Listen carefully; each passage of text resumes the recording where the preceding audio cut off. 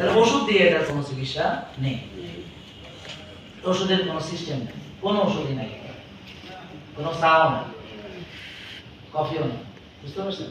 কিন্তু আমরা যে চা কফি খাই সেটা কেন? সেটা হলো গ্রিন টি খাই, এটা গ্রিন টির উপকারিতা আছে।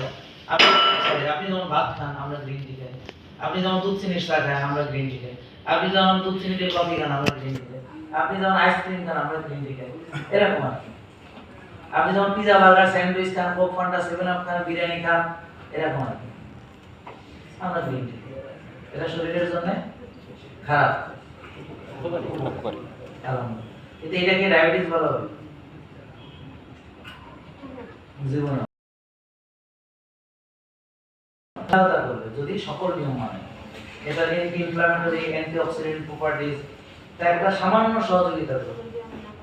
কিন্তু মেজর হলো আগে চিনি খাওয়া বন্ধ করব, মেজর হলো ব্যায়াম, মেজর হলো মানসিক প্রশান্তি চর্চা, এগুলো হলো মেজর।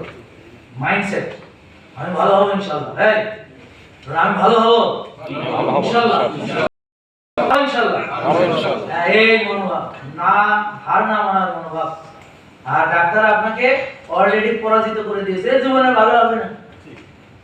তো যেহেতু ভালোই হবে না, তাহলে এত কষ্ট করে লাভ হয়ে যায়। উনি 3 মাস ব্যায়াম করে না, 3 বছর ব্যায়াম করে ছেড়ে দিচ্ছে, ভালোই যখন না কি দরকার, ভালো যখন হবেই না, তাহলে এত খাওয়া খাই যে খাওয়া একবেলা না খেয়ে খাওয়া খায় কেন সাবার করি খেয়ে ভালোই যখন হবো না, তাহলে খাওয়া খাওয়ার একবার মানতে যাবো।